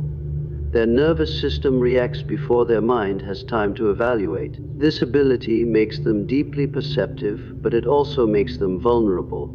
They mistake emotional absorption for connection. They believe that feeling everything proves closeness. Over time, this constant absorption becomes heavy. They carry moods that are not theirs. They try to fix problems that were never assigned to them. They respond to every emotional signal as if it requires action. And because they react quickly, others learn that they can easily access them, influence them, even redirect them. After the shift, something changes. The empath still senses emotions instantly, but instead of absorbing them, they pause and analyze them. The feeling no longer rushes straight into their identity. Someone order a college degree program? There's a college in there? Hey, I just deliver life upgrades. Sign here. Their identity. It stops at awareness. They begin asking quiet questions inside their mind. What am I feeling right now? Is this mine, or is this coming from someone else? What is actually happening beneath the surface? This pause is powerful.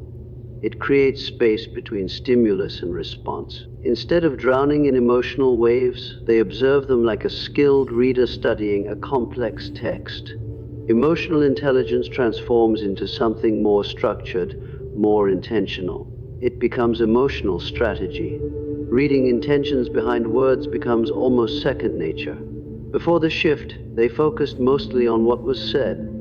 After the shift, they pay attention to how it is said, when it is said, and what is avoided. They notice inconsistencies between language and behavior. They hear the hesitation in a voice that signals doubt. They recognize when flattery feels excessive or when criticism feels designed to provoke. This does not make them suspicious of everyone, it makes them attentive. They no longer take statements at face value when the emotional tone contradicts them. Their empathy sharpens into discernment. They understand that words can be chosen carefully, but energy is harder to disguise. They also sense energy shifts instantly, but now they treat those shifts as information, not instructions. If someone's mood suddenly changes, they do not rush to fix it. They observe. If tension rises during a conversation, they assess whether engagement will bring clarity or escalate conflict. If someone attempts to project guilt or pressure onto them, they feel it, but they do not automatically accept it. This is where the real evolution happens. The empath begins to choose when to engage and when to withdraw. Before the shift, withdrawal felt like rejection or failure. Now it feels like wisdom. They understand that not every emotional situation deserves their involvement. Some conflicts resolve themselves without interference. Some people learn only when they are not rescued. Choosing when to engage becomes a quiet form of power. They respond instead of reacting. If a conversation is respectful and open, they lean in fully, offering depth and insight. If it becomes manipulative or circular, they step back without drama. They no longer argue to prove their point. They no longer over-explain to defend their boundaries. Silence, once uncomfortable, becomes a strategic tool. It allows others to reveal more about themselves. It prevents unnecessary escalation. It protects emotional energy. This shift does not mean they stop caring. It means they stop overextending. Empathy becoming discernment is the key transformation. Discernment is not coldness, it is clarity. It is the ability to differentiate between genuine vulnerability and emotional manipulation. It is recognizing when someone is seeking support versus when someone is seeking control. Before the shift, the empath might have felt guilty for stepping back. After the shift, they understand that constant availability does not equal loyalty. They realize that healthy relationships do not require emotional sacrifice as proof of love. This understanding changes the quality of their connections. They attract fewer chaotic interactions because they no longer feed them with reactive energy. There is also a deeper internal change. The empath becomes less afraid of emotional intensity. Because they are no longer absorbing everything blindly, they feel more stable. Other people's moods do not dictate their state as easily. They can sit in a room filled with tension and remain centered. They can listen to someone vent without taking on the emotional weight. This steadiness surprises people who knew them before. The same person who once rushed to smooth conflict now listens calmly. The same person who once apologized quickly now evaluates whether an apology is even necessary. This evolution is subtle but profound. Emotional intelligence, once purely reactive and compassionate, becomes structured and intentional. The empath still understands deeply, still feels accurately, still connects intuitively. But now there is a filter, there is choice, there is timing. They no longer confuse access with intimacy or intensity with truth.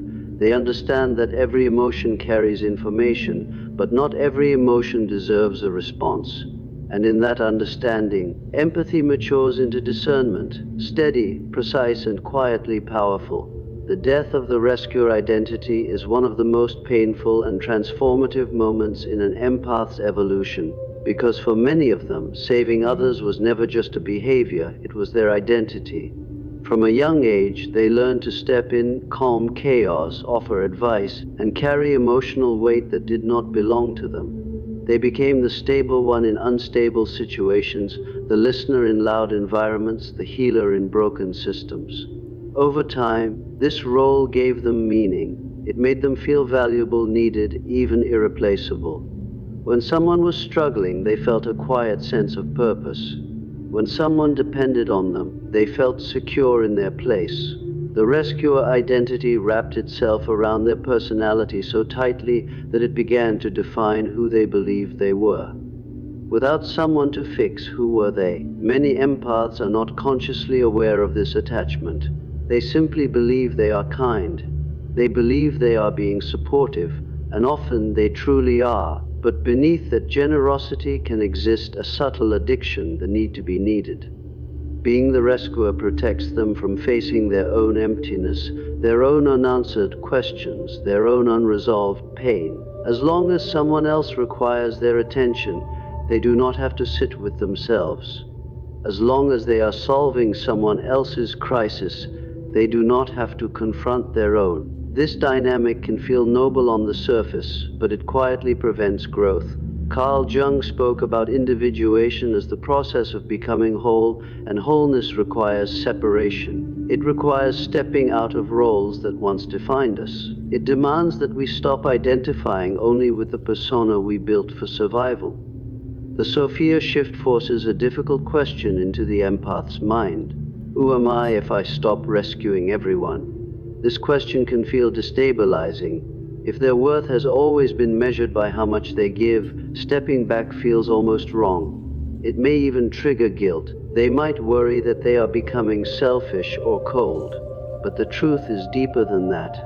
When they stop rescuing, they are not abandoning compassion, they are redefining it. They begin to understand that constantly fixing others can actually prevent those people from growing. When someone is always saved, they never learn to stand on their own. When someone is always comforted without accountability, they never confront their own patterns.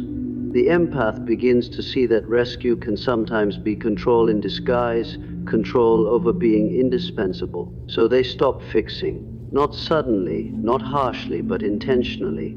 When someone brings a problem, they listen without immediately offering solutions.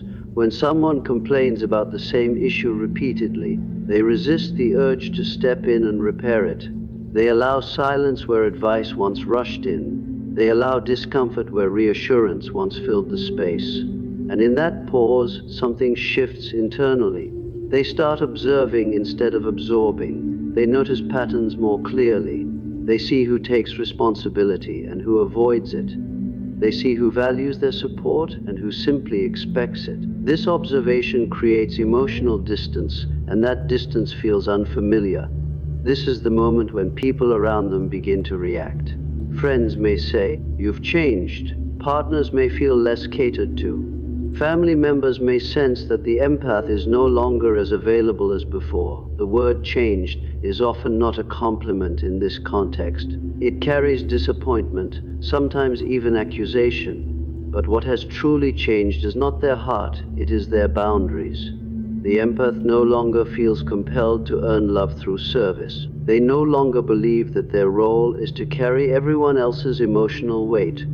And for those who benefited from the old dynamic, this new version feels distant.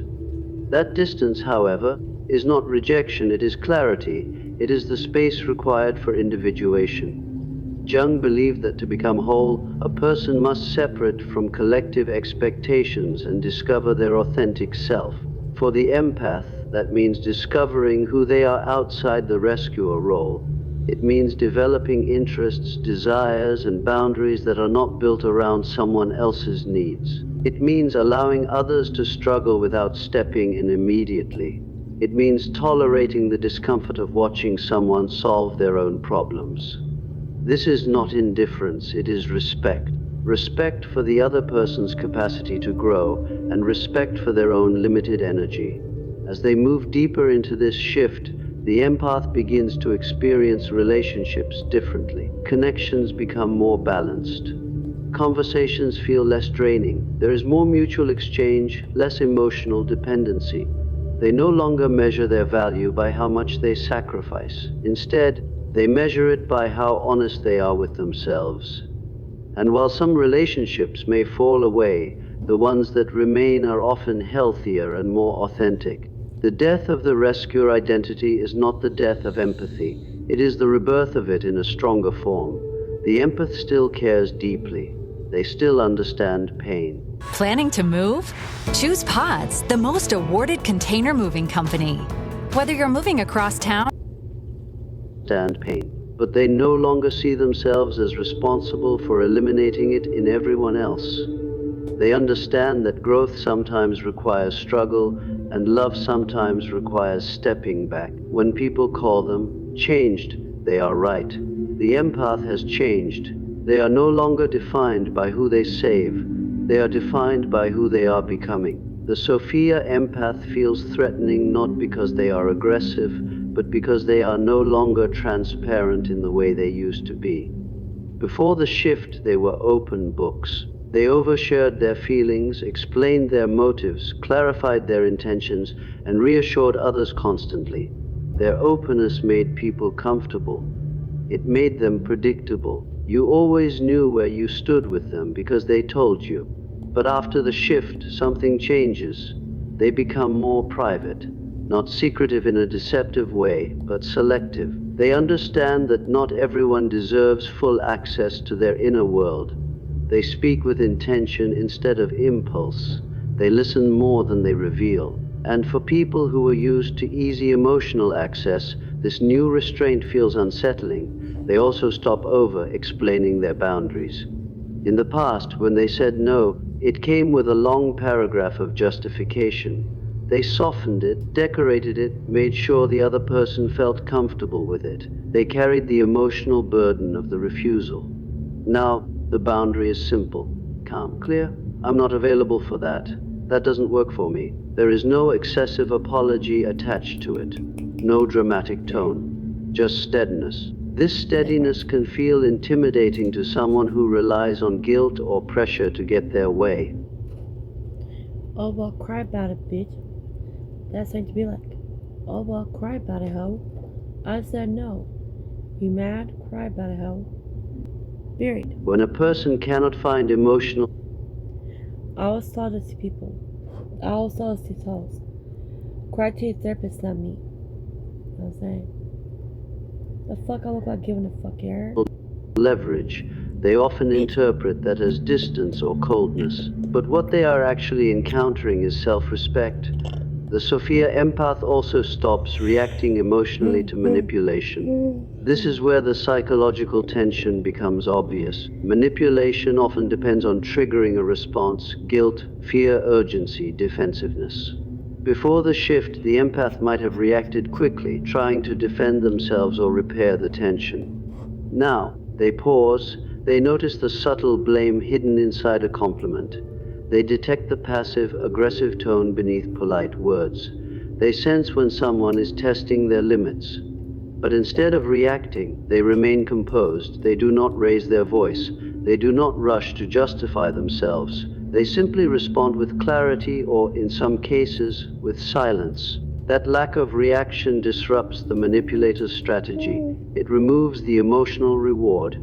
Another reason they feel threatening is their ability to mirror people calmly. When someone projects negativity, they do not absorb it anymore. They reflect it back in a controlled way. If someone speaks with disrespect, the empath's tone becomes firm. If someone tries to twist facts, the empath calmly repeats the truth without escalation. This mirroring is not revenge, it is alignment. They no longer bend to maintain harmony. They match the energy in a grounded way. And for people who are not used to being confronted with their own behavior, this feels exposing. It feels like standing in front of a clear mirror that does not distort or soften the reflection. Unaware individuals often feel exposed around a Sophia empath because the empath sees patterns quickly. They notice inconsistencies between words and actions. They recognize when someone is seeking validation rather than connection. They sense insecurity hidden behind arrogance. And because they are no longer seeking approval, they do not pretend not to see it. They may not call it out directly every time, but their energy shifts. They become less engaged, less impressed, less easily influenced. That subtle withdrawal communicates awareness. People who depend on illusion or performance begin to feel uncomfortable. The core reason they are perceived as dangerous is simple: they see clearly, and they are no longer desperate to be liked. Approval once played a significant role in the empath's behavior. It influenced how much they gave, how much they tolerated, and how much they explained. When that need fades, their presence changes. They no longer chase connection. They allow it. They no longer argue to prove their goodness. They let their actions speak. This quiet confidence can feel powerful, even intimidating. To someone who is still operating from insecurity, it is important to understand that this perceived threat is not rooted in cruelty. The Sophia empath is not trying to dominate or control. They are simply integrated. They have accepted both their warmth and their strength. They can offer compassion without surrendering discernment. They can care without collapsing their boundaries. And because they are no longer divided internally, their external presence feels solid. People sense that they cannot easily be swayed by flattery, guilt, or emotional chaos. This solidity changes the dynamic in every room they enter. Conversations become more honest or shorter. Games lose their effect. Drama finds no fuel. Some people will step up and meet this new level of clarity with maturity. Others will step away, uncomfortable with the reflection. Either response confirms the shift. The Sophia empath does not need to announce their transformation. It is felt. They are no longer threatening because they are reacting. I feel like Dax is becoming more. He's about to be a dark empath. He's about to be a Hayoken. He's about to have supernova. But I'm about to go through this one. I always been a dark empath, but it's different type. You know, I thought this is like next level of dark empath. Yeah. They are threatening because they are aware, and awareness, when combined with self-respect, is a form of quiet power that unsettles anyone who is not ready to face themselves. Most empaths never make the Sophia shift, not because they lack sensitivity or intelligence, but because the journey requires a level of honesty and courage that feels terrifying. It is not an external obstacle that prevents them from evolving. It is the internal resistance to facing themselves fully. One of the strongest barriers is the fear of being alone. Many empaths have learned, often from childhood, that their worth is tied to connection. They fear rejection, abandonment, and isolation. The thought of stepping back from relationships, even toxic or draining ones, triggers anxiety. They have spent so long giving that being alone feels like a threat to their identity. They worry, if I stop rescuing, who will like me? This fear keeps them stuck in cycles of over-giving, over-explaining, and over-accommodating, even when it erodes their sense of self. Another major barrier is guilt about saying no. For the empath, refusal has always carried a heavy emotional cost. Saying no triggers self-criticism, shame, and worry about how others will perceive them. They are conditioned to believe that kindness is synonymous with compliance and that refusal equals selfishness. This makes boundary setting feel like rebellion. They apologize excessively, explain endlessly, and sometimes override their own needs to avoid conflict. Until they can sit with the discomfort of saying no without guilt, the Sophia shift cannot occur. Trauma bonding also plays a critical role in keeping empaths from evolving. Many empaths have been in relationships where patterns of pain and rescue repeated themselves for years. They became addicted to the emotional highs of fixing or being needed, even when those relationships were harmful.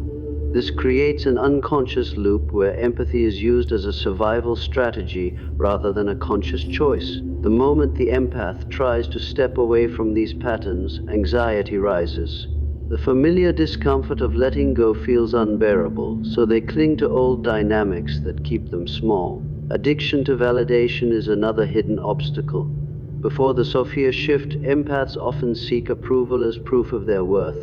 Compliments, gratitude, recognition, and even dependence from others reinforce their self-esteem. This need for external validation makes them reactive rather than centered. They give more than they intend, apologize too quickly, and compromise endlessly to maintain the perception of being good. The moment they stop seeking approval, their energy changes. People sense the shift. This is both liberating and frightening, and many empaths resist because of the uncertainty it brings. Achieving the Sophia shift requires radical self-honesty. It demands that the empath look closely at their motives, behaviors, and fears without judgment.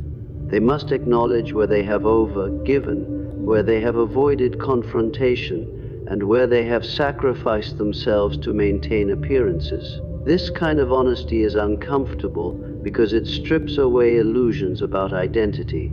It forces the empath to see the ways they have protected themselves while simultaneously holding themselves back.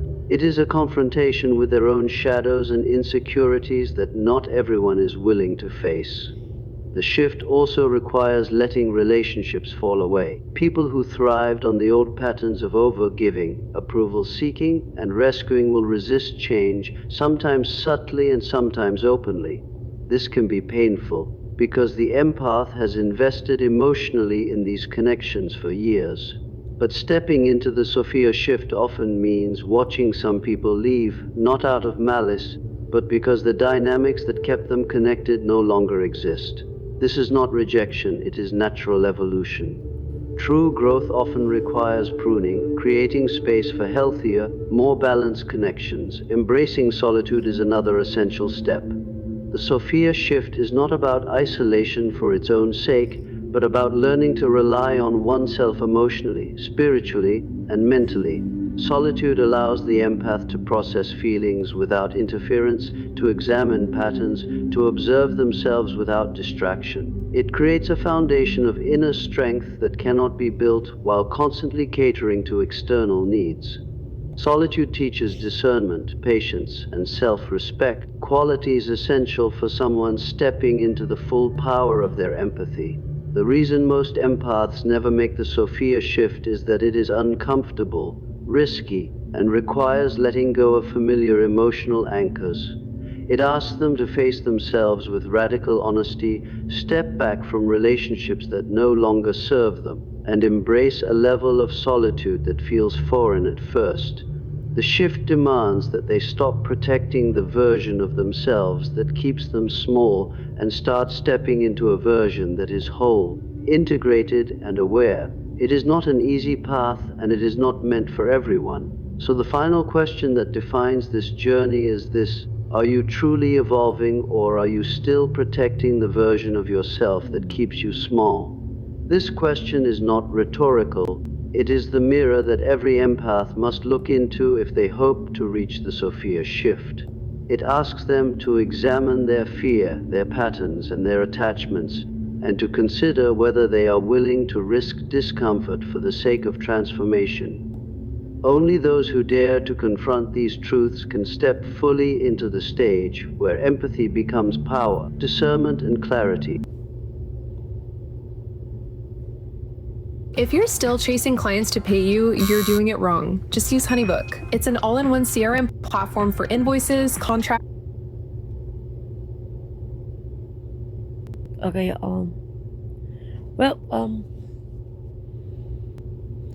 love you, chosen ones. Bye, chosen ones. Love you, angels. Bye, angels.